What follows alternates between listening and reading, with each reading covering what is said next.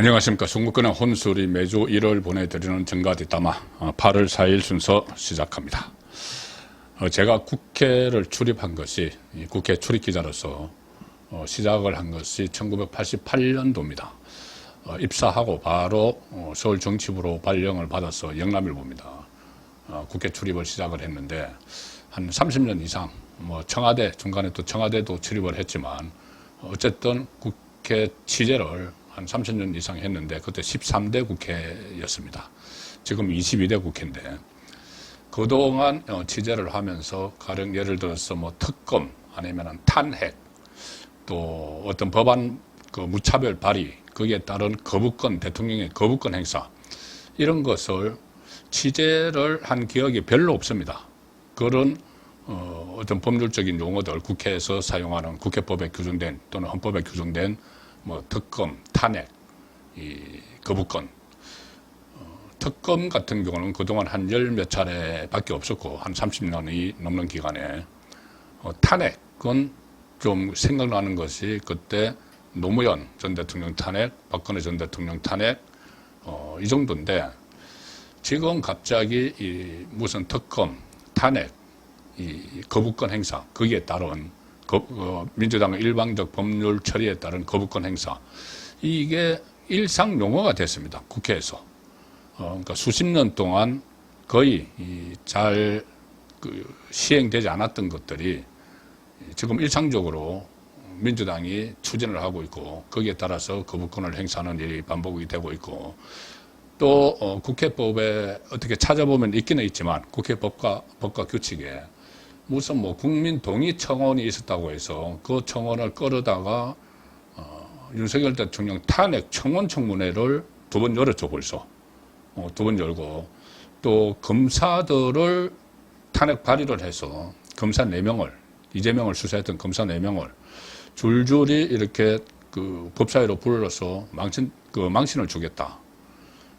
방송통신위원장을 4번 연속 직무대행까지 탄핵을 하겠다 해서 3번은 탄핵을 당하면은 직무정지가 되고 후임을 임명을 못하니까는 아예 사퇴를 해버리고 그리고 결국은 이진숙 방통위원장 MBC 정상화를 위한 결정을 다 이제 해놨는데 그렇다고 또 분풀이성 또 직무를 하지 못하도록 탄핵을 또 해버리고 탄핵안을 통과를 시켜버리고 자 이게 그리고 무슨 대통령 배우자 종합특검 이런 거 특검도 김건희 종합특검 이런 것들 그리고 최상병 특검 이것도 과연 진실 규명을 위한 것인지 의문이 드는데 이걸 21대 국회에서 마지막 법안으로 해서 재표결까지 가서 폐기가 됐는데 이걸 다시 22대 국회 첫 번째 법안으로 발의를 해서 또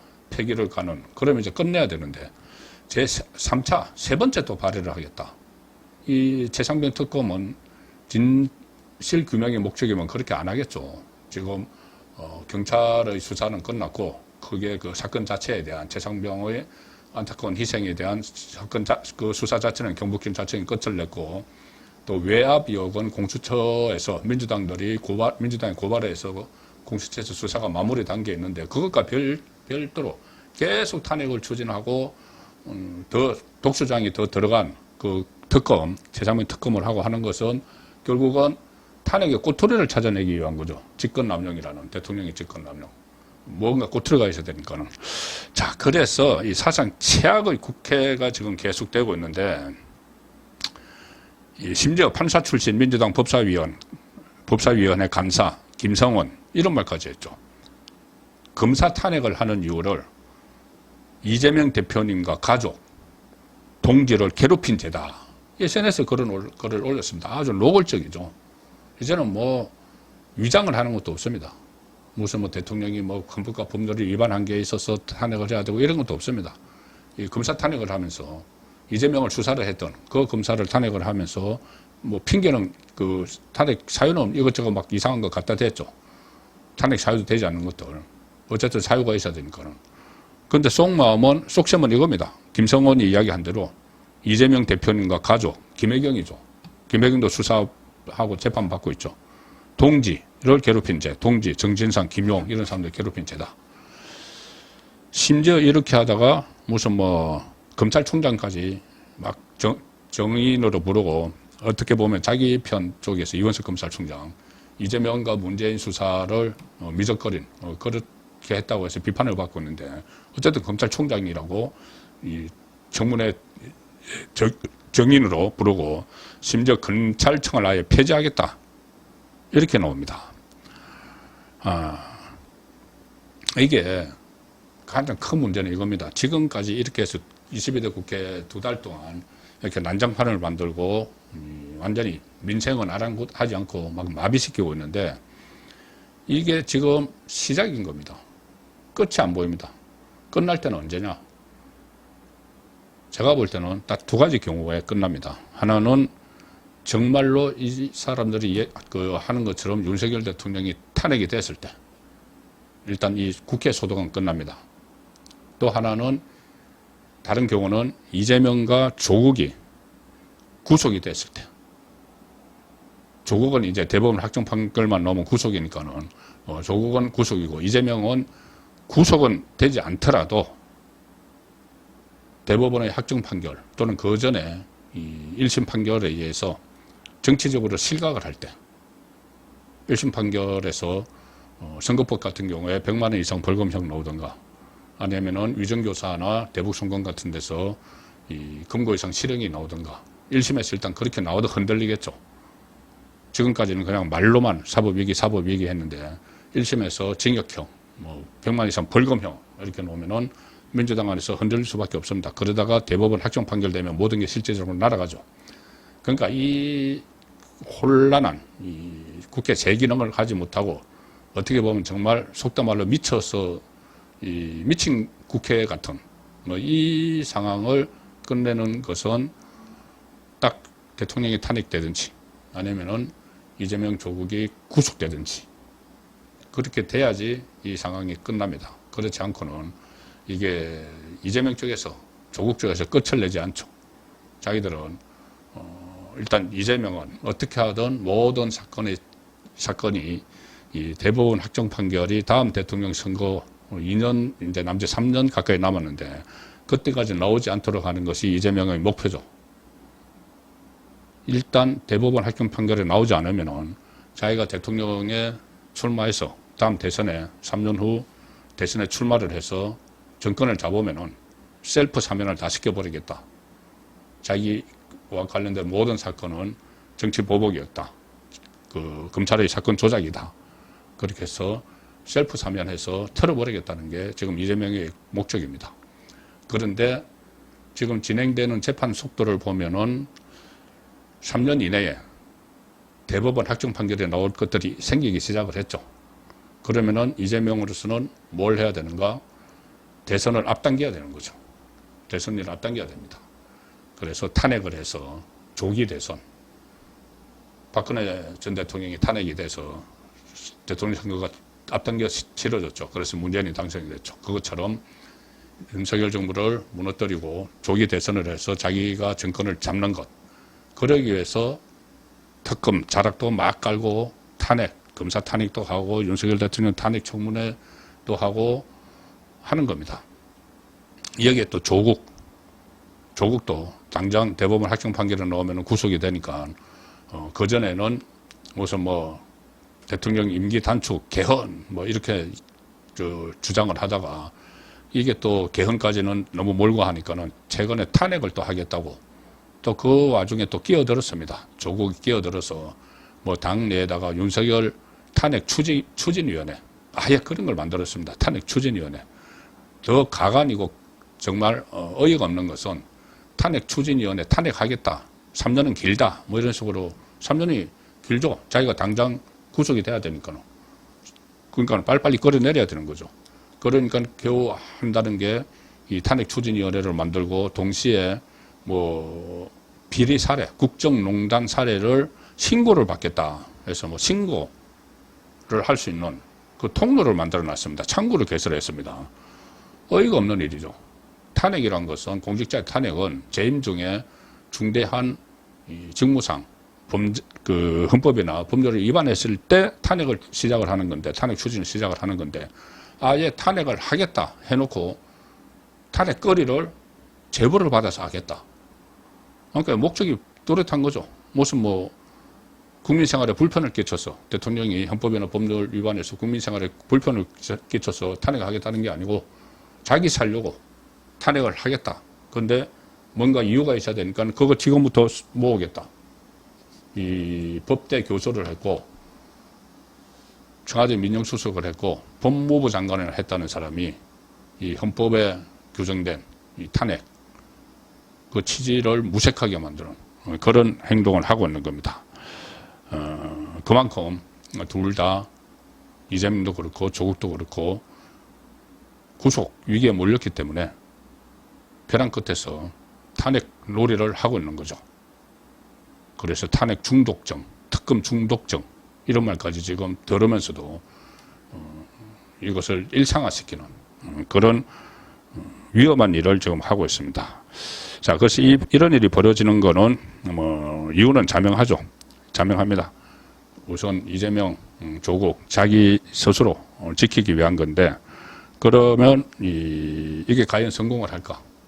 자, 이제부터 남은 거는 윤석열 대통령을 탄핵을 시키려는 이재명과 조국의 시도가 하나 있죠. 한쪽에 있을 수 있고 한쪽에서는 시간표대로 이재명과 조국을 감옥에 넣어야 하는 그런 법원의 시간표가 있습니다. 야권, 좌파의 시간표가 있고 법원의 시간표가 있는데 어떤 시기가 더 빨리 돌아가느냐에 따라서 결정이 되겠죠. 자, 그런데 일단 법원의 시기에는 지금 시간표가 나와 있습니다. 나와 있고 형법 규정들이 있기 때문에 법이 있기 때문에 법정형 이런 것들이 있기 때문에 아주 명확하죠. 시간표도 나왔고 아주 명확합니다. 이게 어떻게 처벌을 하는지 명확한데 이재명과 조국이 주장하는 이 탄핵 조국이 이 탄핵 추진위원회 만들고 나서 이재명하고 둘이서 만나서 2시간 동안 무슨 쑥덕쑥덕 했죠. 아마 이런 이야기도 했을 겁니다. 탄핵 같이 추진하는 이야기. 자기들이 살려고. 그런데 탄핵은 아시다시피 국회에서 3분의 2를 해서 통과를 시켜야 되고 탄핵 소추안을. 그러면 이제 헌법재판소에 넘어가서 헌재가 결정을 하는데 대통령은 그 기간 동안 직무가 정지되고 그런데 지금 108명이 있습니다. 국민의힘 108명이 있는데 한동훈 체제가 들어서면서 최근 들어서 윤석열 대통령이 힘을 잔뜩 실어줬죠. 한동훈 대표에게 당 대표가 알아서 당을 운영을 하는 것이다. 그리고 자기 사람을 많이 만들어라 이렇게 하면서 힘을 실어줘서 지금 한동훈 진정 체제가 구축이 됐습니다. 그 상황에서 비주류가 친윤이죠. 윤석열 대통령 쪽이죠. 비주류에서 이탈을 할 가능성이 없는 겁니다. 그러면 108명 중에서 8명 이상이 이탈을 해야지 탄핵안이 처리가 되는데 지금 한동훈 체제가 구축이 되면서 비주류는 친윤이 됐기 때문에 비주류가 반윤이면은 윤석열 대통령에게 반대하는 쪽이면은 이게 한 8명 하면 이탈을 할 수도 있다고 하지만 지금 친윤이 비주류가 됐기 때문에 비주류가 이탈을 안 하죠. 그리고 주류는 더욱더 이탈을 안 하죠. 그래서 이재명과 조국 입장에서는 불투명한 겁니다. 처음에 아무리 탄핵을 본인들이 추진을 해도 그게 통과되기가 어려운 거죠. 그리고 어떻게 해서 처리가 된다고 해도 헌법재판소가 남아 있습니다. 헌법재판소가 남아 있으면은 한 몇 개월 걸리면은 이 대통령의 직무는 정지되지만은 대통령 자리가 없어지는 건 아니죠. 그러니까 조기 대선이 안 치러지는 거죠. 헌재 결정이 나와야지 치러지는데 헌재에서 이것은 기각될 확률은 거의 100% 가깝습니다. 뚜렷이 헌법이나 법률을 위반한 게 없기 때문에. 자, 그러면은 그 기간을 대통령 직무대행이 이제 국무총리가 돼서 할 텐데 만약에 이제 그게 탄핵이 만약에 어기게 되더라도 아주 불확실한 거 투성이죠. 이재명과 조국이 넣어주는 탄핵은. 그리고 기각이 되면은 바로 또 직무에 복귀하는 이 상황이기 때문에 이것은 민주당 이재명과 조국이 하는 것은 모든 것이 지금 불확실합니다. 시기도 어차피 뭐 발의를 하고 뭐 하려면은 또 국회를 열어야 되고 뭐 그 준비 기간이 막 있어야 되고 그리고 또 헌재에 가야 되고 헌재 심리 기간도 있고 그리고 그 내용도 좀 맞지 않는 것이죠. 탄핵거리가 안 되는 것이죠. 그래서 여러 가지로 불확실하고 시기도 불안정한 반면에 이재명과 조국의 구속은 딱 스케줄이 정해져 있습니다. 어떻게 보면은 조국 같은 경우는 대법원 확정 판결에 나오면 무조건 그냥 구속이죠. 지금 가을 이야기가 계속 나옵니다. 가을 되면 구속됩니다. 늦여름 가을에 지금 최근에 대법관이 새로 또 선임이 됐죠. 그래서 대법원의 분위기도 바뀌고 있고 늦어도 가을이면은 조국은 구속이 됩니다. 훅 가죠. 가을에. 이재명은 지금 4개의 재판을 받고 있는데 4개 다 위태위태합니다. 일단 제일 먼저 시작됐던 대장동, 위례신도시, 성남FC 여기서는 대장동과 위례신도시를 떼서 먼저 선고를 하자. 이게 지금 검찰이 적극적으로 주장을 하기 시작을 했죠. 그럼 이거 선고가 1심이 빨리 나올 수가 있습니다. 그리고 대북송금. 이게 8월 27일에, 이번 달 27일에 공판 준비 기일이 잡혔는데, 이화영, 김성태가 다 유죄받은, 그리고, 신진우 부장판사가 심리를 시작하는, 이게 8월 27일에 잡혔는데, 이게 집중 심리가 막 진행이 되면은 1심이 이외로 빨리 나올 가능성이 있습니다.